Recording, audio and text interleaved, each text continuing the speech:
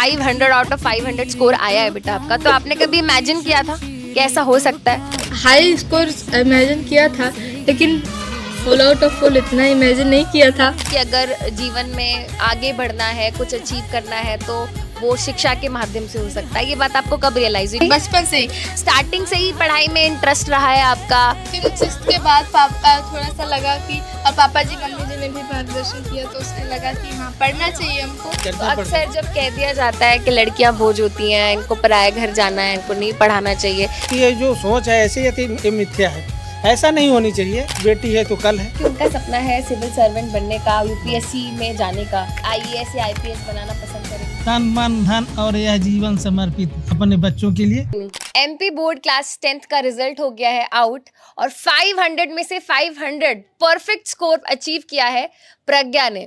प्रज्ञा belong करती हैं मध्य प्रदेश के एक छोटे से जिले सिंगरौली के एक छोटे से गांव निगरी से, और आज हम प्रज्ञा के घर आए हैं। प्रज्ञा से तो हम मिल ही रहे हैं और मिल रहे हैं उनके पेरेंट्स से। तो आप देख सकते हैं प्रज्ञा के फेस पे जितनी स्माइल है उससे बड़ी स्माइल उनके पिताजी और उनके माताश्री के फेस पे है। तो आज हमको सौभाग्य मिला है उनके घर पे आने का, उनको जानने का और उनसे बात करने का। तो चलिए बात करते हैं प्रज्ञा से। तो सबसे पहले तो बेटा कॉन्ग्रेचुलेशंस, आपको हम कराते हैं मुंह मीठा। पूरा खा लो, पूरा खा लो। मीठा पसंद नहीं है? तो मुंह मीठा कर लिया है, ठीक है। अब मीठी मीठी बातें करेंगे।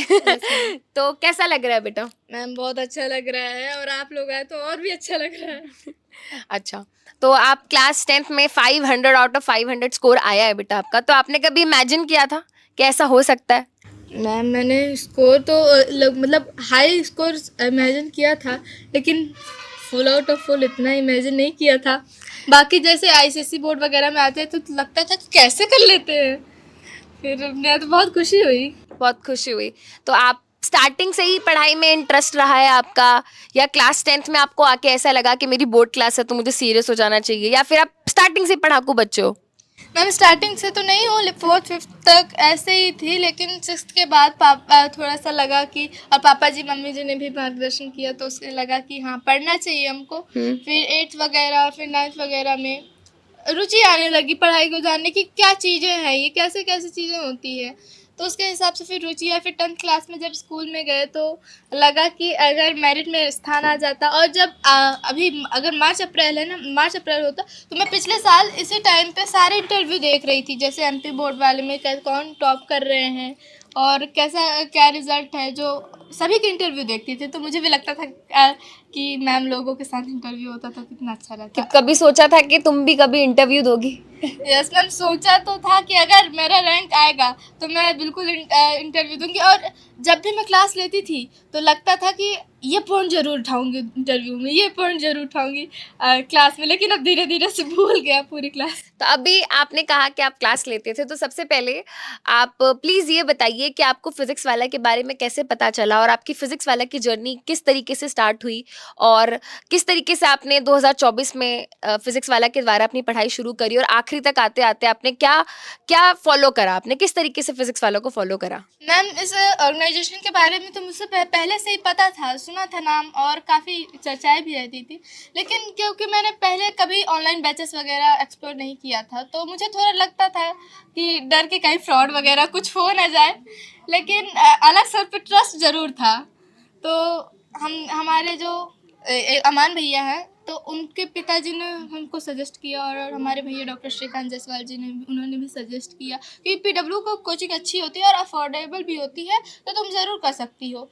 तो कुछ क्लासेस हो गई थी पीडब्ल्यू में, 2-4 क्लासेस हो गई थी, तो मैंने फिर उनको रिकॉर्डेड किया, और फिर मैंने लाइव लेना शुरू किया। और उड़ान कौन सा? उड़ान 1.0। उड़ान 2025। हाँ, उड़ान 1.0। 2025। तो आपके सभी टीचर्स थे उसमें, ऋतिक सर थे, अनुराग सर थे, रक्षक सर थे, सुनील सर थे, मैं थी। हाँ। तो आपने पूरा साल हमारे साथ पढ़ाई करी, तो कैसा एक्सपीरियंस रहा बेटा आपका? मैम बहुत अच्छा लगता था, बिल्कुल ऐसा लगता था कि हम सामने बैठ के पढ़ रहे हैं, ऐसा बिल्कुल बोर भी नहीं होते थे हम लोग कभी। और जब आप बायोलॉजी के नोट्स मुझे बायोलॉजी के नोट्स बनाना बहुत अच्छा लगता था। लाइव प्रोसेस जब आप पढ़ाती थी ना, तो जब एक बार लाइव क्लास ले ली, अब मुझे जब फेयर में नोट करना होता था, तो मैं रात को मैं बायोलॉजी ही पढ़ती थी, क्योंकि लगता था कि जो इंटरेस्टिंग होगा रात में पढ़ेंगे तो नींद भी नहीं आएगी, तो मैं बायोलॉजी रात याद नहीं पड़ती थी। तो आपका बायोलॉजी फेवरेट सब्जेक्ट था? यस मैम, जो इसमें डायग्राम वगैरह, क्योंकि ड्राइंग मुझे अच्छी लगती है तो डायग्राम वगैरह रहता था तो मुझे बहुत अच्छा लगता था बनाना। ठीक है। और बाकी सब्जेक्ट्स भी जैसे आपने पढ़े, आपने फिजिक्स पढ़ा, आपने मैथमेटिक्स पढ़ा, क्योंकि ये सब्जेक्ट्स भी काफ़ी मेहनत वाले सब्जेक्ट्स हैं, इजी नहीं है, क्योंकि बहुत बच्चों को इन सब्जेक्ट्स में, इन विषयों में दिक्कत आती है। तो ऐसा कोई सब्जेक्ट जो आपको ज़्यादा कठिन लगता था? मैम पहले शुरू में केमिस्ट्री मुझे बहुत टफ लगती थी। 9th में बेसिक ठीक था लेकिन उतना स्ट्रांग नहीं था कि जैसे समझ में आ पाए। सुनील सर की क्लासेस पहले मुझे समझ में नहीं आती थी लेकिन धीरे धीरे समझ में आने लगी। और जो सर बहुत इंटरेस्टिंग चीज़ें पढ़ाते थे, कभी हसमुख लाल, कभी सिमाई लाल, तो बहुत अच्छा लगता था। हाँ, तो पीडब्ल्यू की क्लासेस में मैंने अक्सर सुना है बच्चे ये बोलते हैं कि हम बोर नहीं होते। तो कैसे आपको लगा कि फिजिक्स वाला की क्लास में मतलब एंगेज आप होती चली गई? तो क्या ऐसी चीज़ थी जो आपको लगी यार ये तो मैं मिस नहीं करूँगी, जो आपको अच्छा लगता था? पढ़ाई के अलावा आपको और क्या अच्छा लगता था फिजिक्स वाला की क्लासेस में? मैम जब भी पढ़ाई के अलावा बीच बीच में आप ब्रेक लेती थी और बच्चों से कनेक्ट करती थी, बच्चों के साथ हंसी मजाक करती थी, बच्चों को थोड़ा डांटती थी, तो वो बहुत अच्छा लगता था। तो उससे आप बोर नहीं हुए और उससे हाँ। और इंटरेस्ट डेवलप हुआ? हाँ।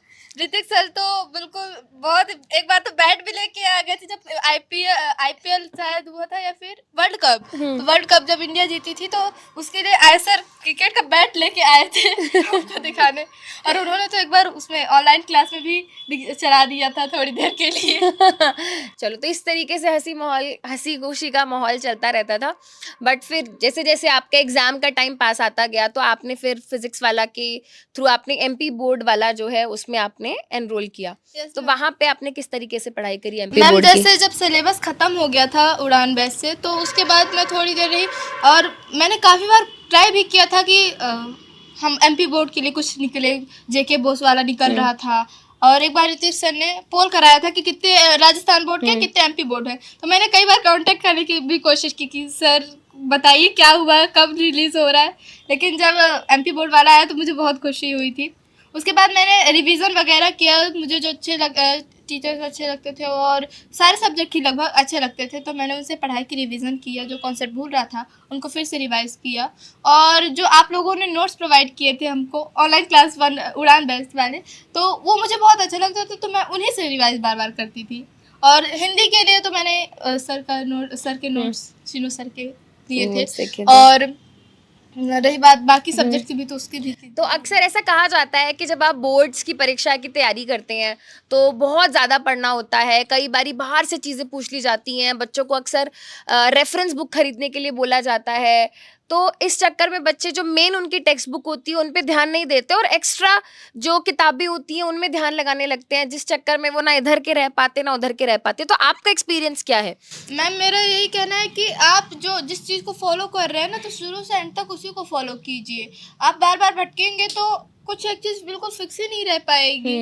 मैंने कोई भी रेफरेंस बुक लोकल थोड़ी सी बहुत क्वेश्चंस के लिए तो मैंने उसको रेफ़र किया था। बाकी मैंने एनसीईआरटी से ही, मैथ फुल एनसीईआरटी और बाकी बायोलॉजी वगैरह, आप तो बोलती है कि एनसीईआरटी ज़रूर रीड करो, तो रीड की थी मैंने। तो ऐसा कुछ भी नहीं था जो नोट से बाहर आया हो? मैम लगभग तो सारी चीज़ें नोट से, साइंस की एक दो चीज़ें नोट से बाहर थी तो वो तो बुक में ही मिल गई थी। चलो, बहुत बढ़िया, बहुत बढ़िया। और अभी आपने बताया कि आपके पापा मम्मी ने आपको इस जर्नी में बहुत सपोर्ट किया है और मैं जब से यहाँ पे आई हूँ मैं देख भी पा रही हूँ कि बहुत ज़्यादा खुशी है आपके माता पिता के चेहरे पे। तो टाइम टू टाइम आपके माता पिता आपको मोटिवेट करते थे? हाँ जब कभी आपको लगता था कि अब मैं थोड़ा कमज़ोर पड़ रही हूँ, कि अब मैं थोड़ा ऐसा लग रहा है कि अब मैं थक गई हूँ पढ़ाई करके, तो टाइम टू टाइम कौन मोटिवेट ज़्यादा करता था, पिताजी या माताजी? दोनों बहुत करते थे मैम, किसी एक का क्या कहें, दोनों बिल्कुल लगे रहते थे। जब हमारे जैसे जो टीचर्स होते हैं वो थोड़े मार्क्स काटते हैं ताकि बच्चे और अच्छा मेहनत करें। तो हमारे इंग्लिश के जो टीचर हैं सत्यम सर, तो वो मार्क्स काटते थे। तो मुझे लगता था कि सर ठीक है काट रहे हैं, लेकिन थोड़ा दुख तो होता था। लेकिन मैं उनको थैंक यू करना चाहूँगी क्योंकि अनुराग सर भी हैं जो हम ऑनलाइन पढ़ाते हैं, तो उन्होंने भी काफ़ी मेहनत की थी। और सर ने भी, स्कूल के टीचर्स भी हमारे बहुत अच्छे हैं, उन्होंने भी काफ़ी मेहनत की, हमारे जो डाउट सॉल्व नहीं हो पाते थे उनको बिल्कुल बताया कि कैसे क्या है, और सारी चीज़ों से बहुत मेहनत। तो जब भी कोई डाउट आता था तो मम्मी पापा से डाउट क्लियर करते थे अपने? हाँ मैम, जैसे अगर कोई चीज़ होती थी तो मम्मी पापा से कर लेते थे, अगर नहीं हो पाता था तो ऑनलाइन करते थे, और अगर ऑनलाइन भी नहीं हो पाता था तो फिर स्कूल से करते थे, और स्कूल के टीचर्स तो बिल्कुल बहुत मदद करते थे हमारी। तो आपको ये बात कब रियलाइज हुई कि अगर जीवन में आगे बढ़ना है, कुछ अचीव करना है, तो वो शिक्षा के माध्यम से हो सकता है? ये बात आपको कब रियलाइज हुई? क्योंकि मुझे लगता है मेरे माता पिता ने मुझे यही सिखाया है कि जीवन में कुछ करना है तो लड़कियों के लिए खासकर पढ़ना लिखना बहुत जरूरी है। तो मुझे लगता है ये शिक्षा भी आपके माता पिता के द्वारा ही आपको मिली हाँ, होगी। हाँ, बिल्कुल तो ये मैम। चीज आपको कब सिखाई गई? मैम वो तो पापा हमें हमेशा से बचपन से ही? बचपन से ही। लेकिन जब बचपन में तो मेरे मार्क्स अच्छे नहीं आते थे, तो ये नहीं होता कि पेरेंट्स डांटते हैं, लेकिन हमारे पापा बिल्कुल नहीं डांटते थे, बिल्कुल भी नहीं। ऊपर से खेलते थे हमारे साथ। तो कभी पढ़ाई करने के लिए बोलते थे कि बहुत देर से खेल रही हो, पढ़ाई करने बैठ जाओ? कभी नहीं, कभी नहीं? कभी दबाव नहीं बनाया आपके ऊपर पढ़ाई करने बिल्कुल का? नहीं। तो ये खुद से ही रुचि लेती हैं पढ़ाई में? हाँ, खुद खुद से इसकी रुचि है, खुद माने पढ़ने की इसमें जिज्ञासा है कि हमको पढ़ना है। कभी हमको कहना नहीं पड़ता कि पढ़ो बच्ची। और ये पढ़ते पढ़ते जैसे रात में 2 ढाई बज जाते थे, हम लोग सो जग जाते थे, देखते थे तो पढ़ती रहती थी। उस समय हम कहते थे कि सो जाओ नहीं तो तबीयत खराब हो सकती है। तो कहती थी पापा तो अभी 1 चैप्टर थोड़ा है, 1-2 चैप्टर है, थोड़ी इसको पूरा कर ले इसके बाद। तो हम कहते थे नहीं सो जाओ, कल विद्यालय भी जाना है। इसकी विद्यालय भी चूँकि 8 बजे थी तो उसके पहले वो तैयार होकर के उसको जाना रहता था। तो फिर भी वो लगभग 7 बजे तक वो सोती रह जाती थी। क्योंकि अब रात में 2 ढाई बजे तक वो पढ़ी है तो निश्चित रूप से उसके लिए स्वास्थ्य के लिए माने सोना तो जो आवश्यक होता है, तो सोती रहती थी। तो उसको कभी जगाते नहीं थे, चूँकि हम भी कभी सुबह उठ कर के नहीं पढ़े कि भोर में, चूँकि हमारा जहाँ तक मानना है कि जब हम सुबह होता है तो उस समय सोने नींद जो है तो बहुत मस्त आती है। तो जब मस्त नींद में हम रहते हैं तो पढ़ाई कहाँ से होगी? है, लोग कहते हैं कि सुबह पढ़ना चाहिए, भोर में पढ़ना चाहिए, लेकिन अब जब हमारा मन कहता है कि सोने के लिए, तो हम पढ़ कहाँ से सकते हैं?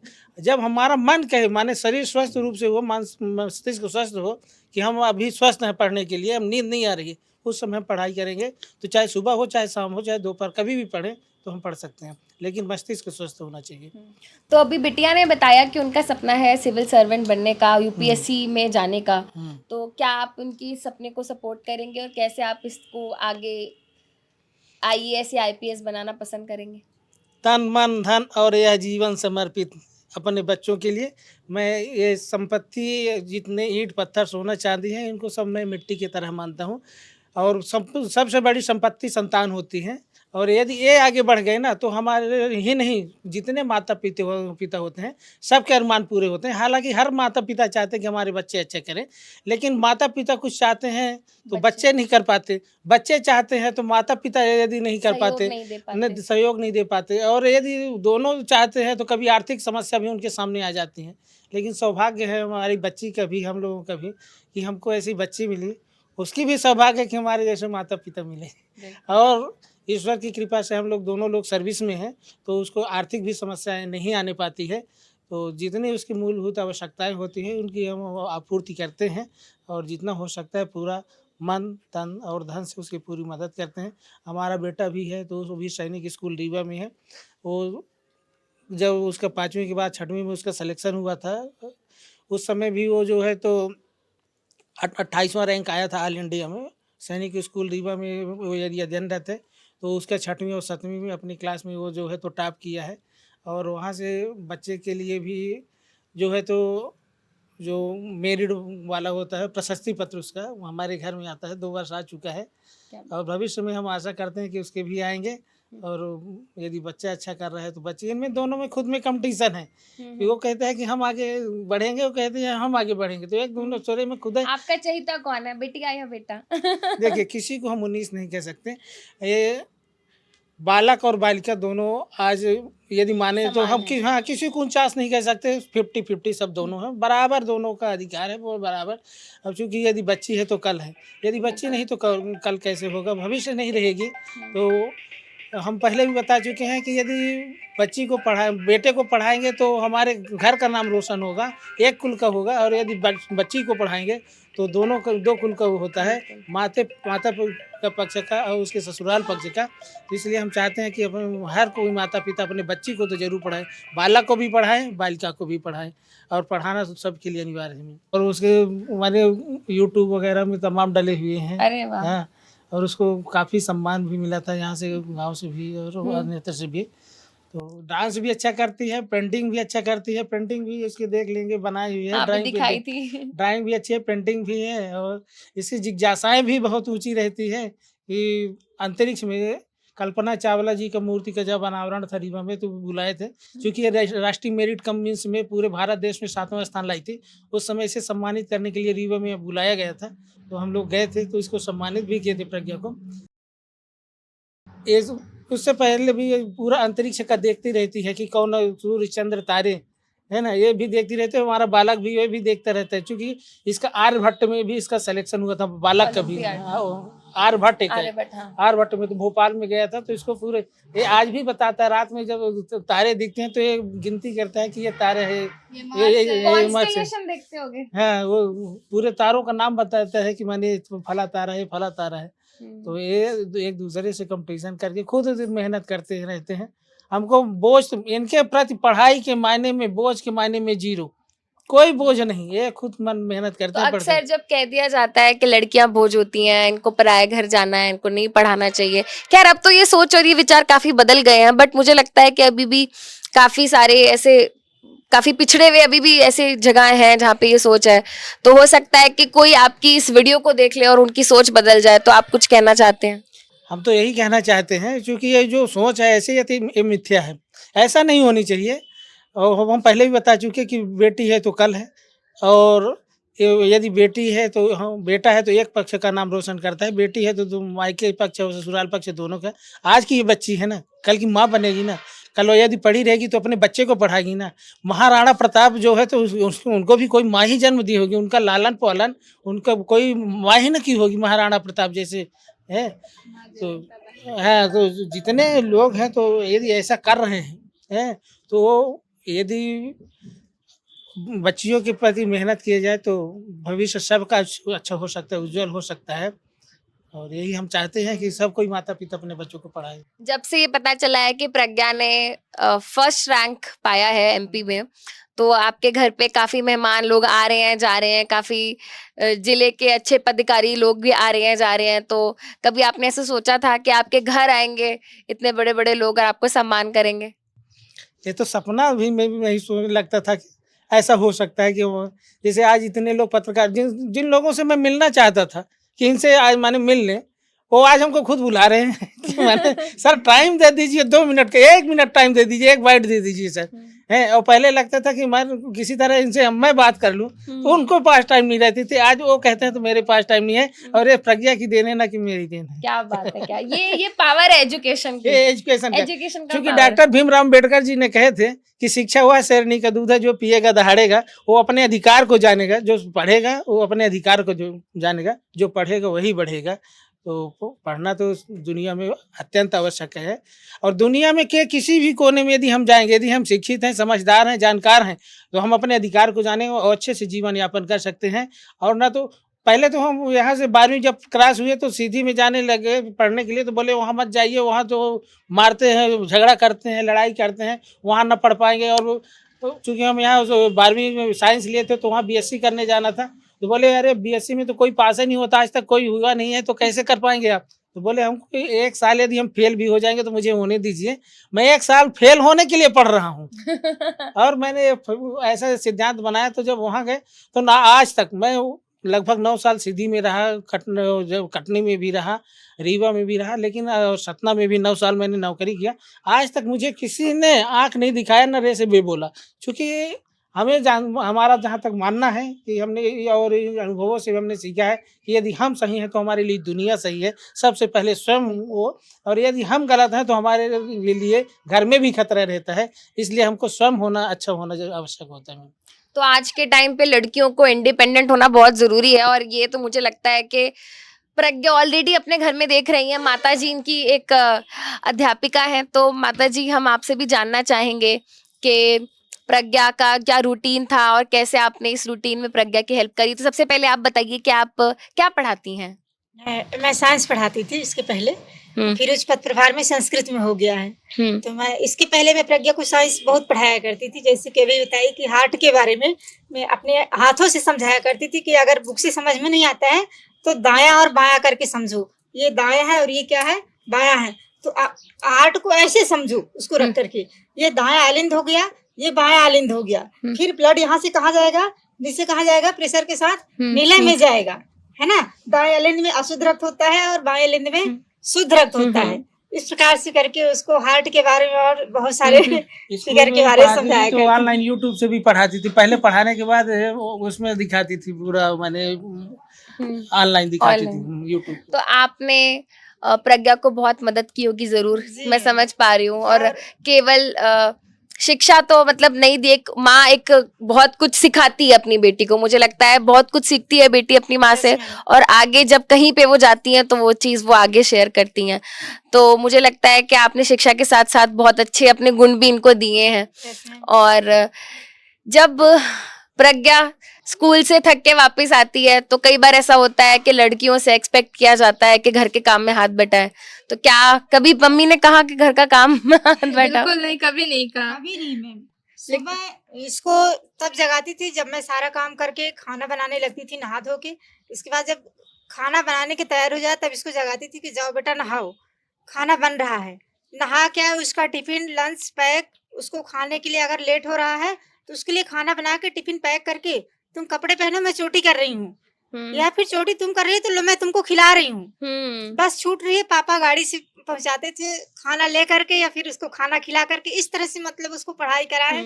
वहां से आने के बाद भी, चाहे मैं भी प्रभारी प्रिंसिपल थी इसके पहले, तो कभी देवसर बैठन जाना पड़ता था, जिले में मीटिंग वगैरह होती थी, फिर भी 10 बजे रात मैं कभी नहीं बोलती थी कि तुम बर्तन धुलो कि कोई भी काम करो, मैं लौट के आऊंगी सारा काम करूंगी, तुमको कुछ नहीं करना है, तुम पढ़ाई पे ध्यान देना, अपनी पढ़ाई करो बस। लेकिन मम्मी सिखाई जरूर है सारे काम की, कहीं अगर तुम बाहर जाओ तो सारे काम तुम कर लो। बाहर जाने से याद आया, तुम्हें घूमने का शौक है? Yes ma'am. कहाँ कहाँ घूमी हो तुम आज तक? मैम घूमी तो ज्यादा नहीं हूँ क्योंकि पापा लोग गवर्नमेंट जॉब में है, तो उतना घूमना नहीं। तो अब प्रज्ञा इतना अच्छा स्कोर करके लाई हो तो आप इनको कहीं छुट्टियों पे घुमाने ले जाएंगे? देखिए, जब जैसा समय आएगा, है ना, वैसे सामान्यतः हमारा मन है कि जहाँ तक जान है कि जहाँ जाइए तो दोनों काम करिए, घूमना और साथ में काम भी। मैं भी आज तक जहाँ भी गया हूँ तो मात्र घूमने के हिसाब से नहीं गया, काम भी होगा। एक कहावत है कि रामो राम कामो काम, माने घूमना भी हो जाए और हमारा काम भी हो जाए, है ना। हम चाहे उज्जैन भी गए हो, देवास वगैरह भी यहाँ गए हैं, यूपी बनारस भी गए हैं, इलाहाबाद गए, तो वहाँ हमने अपने विभाग का काम लेके गया या कि अपना व्यक्तिगत काम लेके गया, तो वहाँ गया तो हमारा काम भी हो गया और मेरा घूमना भी हो गया। यदि वहाँ तक पहुँच गए, जैसे हमारे यहाँ सिंगरौली में माड़ा की गुफा है, ठीक है, तो वहाँ अभी हम जो है अभी तक नहीं गए थे, बता दे रहे थे कि लोग कि बहुत अच्छा स्थान है, लेकिन मैं अभी तक नहीं गया था। जब अभी हमारा सहायक केंद्र अध्यक्ष में ड्यूटी लगी थी एमपी बोर्ड की, तो 10वीं 12वीं की परीक्षा में, तो वहाँ नज़दीक था, लगभग 20 किलोमीटर। तो जब वहाँ मैं परीक्षा सेंटर में था, वहाँ से जब खाली हो गया तो परीक्षा के बाद मैं चला गया वहाँ घूमने, तो घूम करके वहाँ देख लिया। तो ऐसे मैं सोचता हूँ कि जहाँ जाऊँ तो माने कुछ काम से जाऊँ, आस पास है, दार्शनिक स्थल है, पर्यटक है, वहाँ घूम लूँ तो घूमना भी हो जाएगा, मेरा काम भी हो। मात्र घूमने जाने के वो नहीं रहता। और वही हमारे बेटी का भी हाल रहता है, कहीं भी जाते हैं, जैसे अभी जबलपुर गई थी विद्यालय की तरफ से, अब ये राज्य स्तरीय बॉक्सिंग भी खेल चुकी है। अरे वाह, क्या बात है। तो राज्य स्तरीय बॉक्सिंग जब खेलने गई थी जबलपुर में, 4 दिवसीय वहाँ था, तो वहाँ 4 दिवसीय थी, तो वहाँ भेड़ा घाट वगैरह सब घूमी, दार्शनिक स्थल जो है, तो वहाँ के मार्केट वगैरह इनके सर में जो है तो घुमाए बढ़िया अच्छे से। तो वहाँ का इनका खेल का क्रीड़ा का जो है तो वो भी हो गया और घूमना भी हो गया। तो ऐसा वो भी करते हैं, हम भी करते हैं। फिजूल खर्चे भी नहीं करना चाहिए, बहुत मेहनत से परिश्रम से पैसे मिलते हैं, इनका हमें सदुपयोग करना चाहिए। मैं एक चीज़ और भी कहना चाहता हूँ, क्योंकि शिक्षा विभाग से जुड़ा हुआ हूँ, बहुत लोग जो है तो क्या करते हैं कि नशा पत्ती में जो है तो पैसे बर्बाद करते हैं। राजश्री जैसे लोग चीज़ खाते हैं तो उसमें जो है एक मान लीजिए कि हम मानते हैं कि एक 20 रुपये की आती है, हमने 3 खा लिया तो 60 रुपये का खा लिया, ठीक है। और यदि हम महीने भी खा लिए, भर खाए तो 1800 रुपये का खा लिए, साल में सोचिए कि कितना का खा लिए, कितना नुकसान होता है। तो हम एक छोटी सी राजश्री की पाउच की बात करते हैं, और बड़े बड़े जो नशे होते हैं, कोई 500 1000 रुपये के आते हैं, उन पैसों को हम व्यर्थ में न गंवाएं। और चूँकि ये शरीर है, मशीन नहीं है कि माने इसमें हम जो चाहे तो वही डाल दें। ये शरीर जो है तो जो बना हुआ है हमारा शुद्ध भोजन करने के लिए बना हुआ है, तो इसमें हमें नशे पत्ते की चीज़ जो है तो नहीं डालनी चाहिए। ये हम जब अब गाड़ी में शुद्ध पेट्रोल डालने के लिए ढूंढते हैं तो हमारे शरीर में शुद्ध भोजन भी जाना चाहिए, और जब शुद्ध भोजन जाएगा, शुद्ध शरीर रहेगा, तो स्वस्थ मस्तिष्क का विकास होगा, और हमारे बाल बच्चे भी सब खुश रहेंगे। यदि हम नशे से दूर हैं तो हमारा परिवार खुश रहेगा। नहीं तो आदमी क्या करते हैं कि जब नशे में रहते हैं तो घर में झगड़े होते हैं, और उस घर के जो झगड़े होते हैं तो उसका प्रभाव बच्चों में पड़ता है, और वो बच्चे क्या टेंशन में रहते हैं कि क्या करें, हमारे माता पिता लड़ रहे हैं तो हम क्या करेंगे। तो बच्चे की पढ़ाई कहाँ होगी, कहाँ उनका भविष्य दिखेगा, वो लोग तो परेशान हो जाएंगे उसी में, माता सही पिता बात। के झगड़े में। तो उनके भविष्य को अवनति में नहीं, शिखर पर पहुंचाना है यदि, तो सबको नशे से दूर रहना होगा। बहुत बहुत अच्छे विचार है आपके।